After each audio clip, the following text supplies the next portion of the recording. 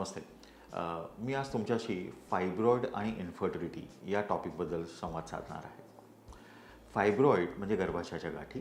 गर्भाशयाला myometrium असतं, त्याला smooth muscle असतं आणि ह्या स्मूथ मसलमध्ये आलेले जे गाठी असतात त्यांना फायब्रॉईड म्हणतात. फायब्रॉईड्स खूपच कॉमन आहेत. भारतामध्ये 8 ते 12% स्त्रियांना फायब्रॉईड्स असतात. एक किंवा मल्टिपल फायब्रॉईड्स पण असतात. जर तुम्ही आफ्रिकेत गेला किंवा आफ्रो करिबियन रेस जे अमेरिकेत किंवा इंग्लंडमध्ये प्रचलित आहे, त्या रेसमध्ये फायब्रॉईडचं प्रमाण खूपच असतं. म्हणजे ऑलमोस्ट 40% नायजेरियन वुमेनला फायब्रॉईड्स असतील असं मला वाटतं. तर फायब्रॉईड सांगण्याचा उद्देश की खूपच कॉमन आहे.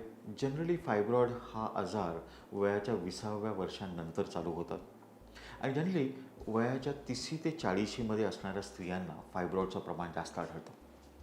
म्हणजे एखादी वंध्यत्वग्रस्त स्त्री 30च्या आत वंध्यत्वाकरता प्रयत्न करत असेल तर फायब्रॉईडचं प्रमाण थोडं कमी असतं, पण त्याच्यानंतर मात्र जास्त असतं. तर फायब्रॉईड डिटेक्ट कसा करावा?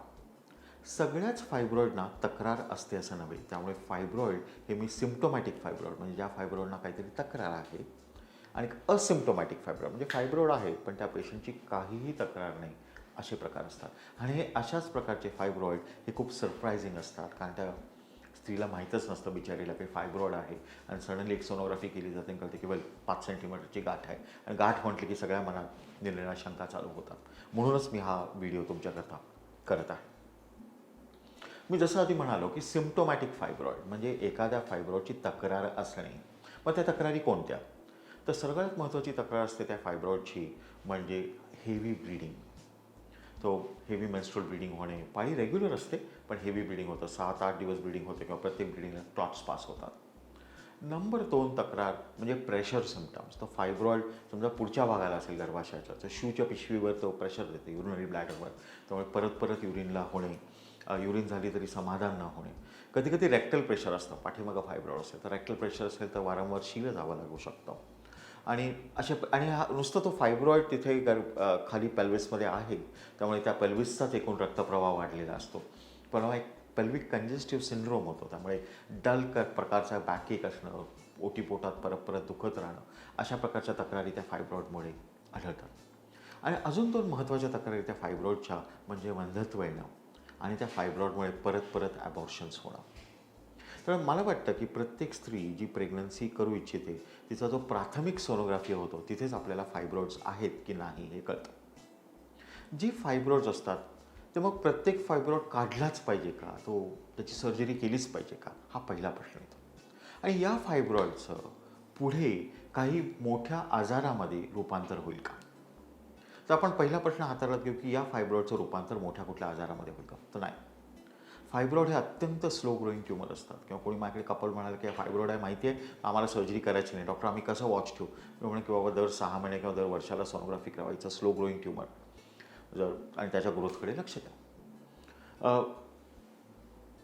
आणि हे जे फायब्रॉईड्स असतात त्याचं कॅन्सरमध्ये रूपांतर होतं का? तर खूप खूप कमी.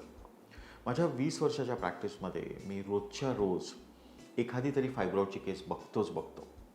पण फायब्रॉईडमध्ये कॅन्सर निर्माण झालेला केस गेल्या 20 वर्षात एखादी बघितली असेल. त्यामुळे हा जो फायब्रोमा किंवा फायब्रॉईडमध्ये होणारे कॅन्सर्स असतात, सार्कोमा म्हणतो, ही खूपच अनकॉमन गोष्ट आहे. तर त्याची तुम्ही उगाचच वाह्यात भीती घ्यायची बिलकुल गरज नाही आहे. पुढचा प्रश्न येतो की प्रेग्नन्सीच्या दृष्टिकोनातून कोणते फायब्रॉईड काढावेत आणि कोणते न काढावेत.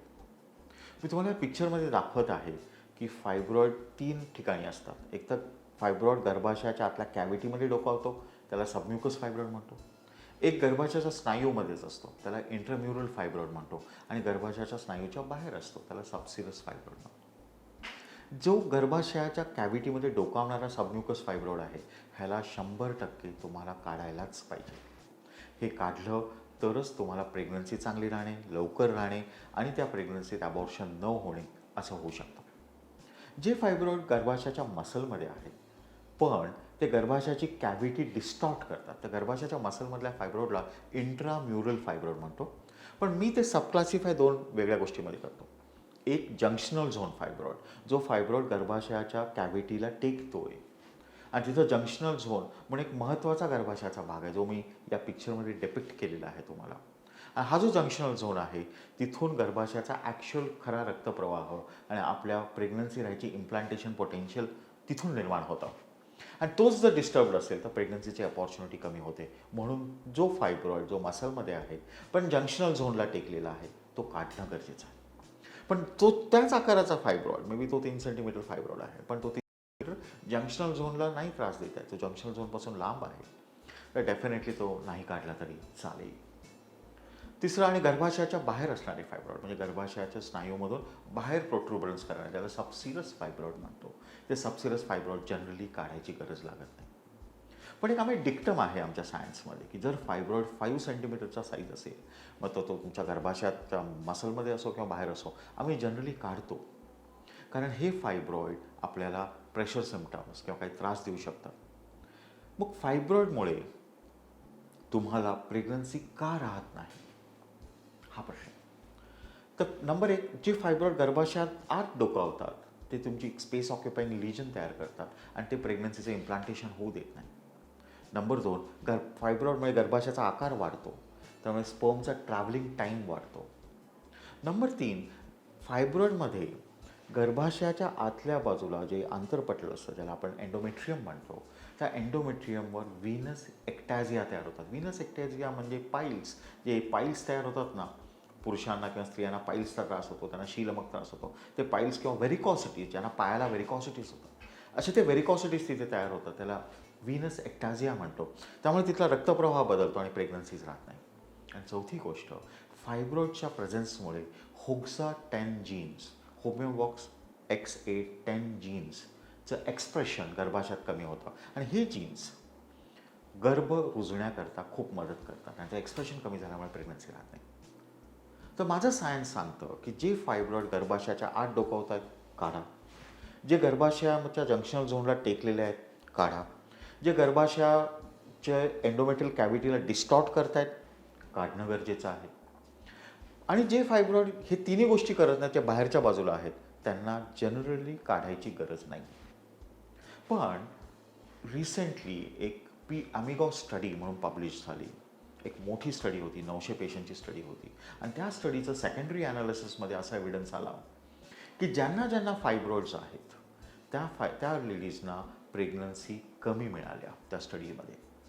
दुसरी अजून एक डॉक्टर से सुंकारा हे लंडनमध्ये आहेत, त्यांनी एक स्टडी पब्लिश केला, ऑलमोस्ट 6000 वुमेनचा स्टडी होता.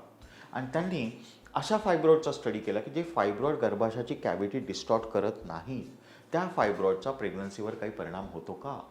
तर त्यांनी पण म्हणालं की ज्यांना ज्यांना असे फायब्रॉइड्स आहेत त्यांना प्रेग्नन्सीची अपॉर्च्युनिटी 21% कमी झाली.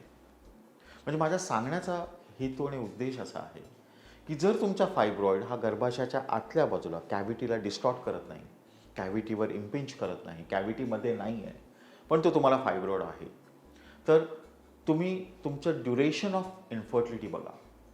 तुम्ही प्रयत्न करून 5-6 वर्ष झाले आणि तुम्हाला प्रेग्नन्सी मिळत नाही, तो फायब्रॉइड जरूर काढा. तुमच्या ड्युरेशनला मे बी 3-4 वर्ष झालीत, पण तुम्ही 2-3 वेळा IUI केलेले आहेत आणि ते सगळे IUI अनसक्सेसफुल झालेले आहेत, तो फायब्रॉइड जरूर काढा.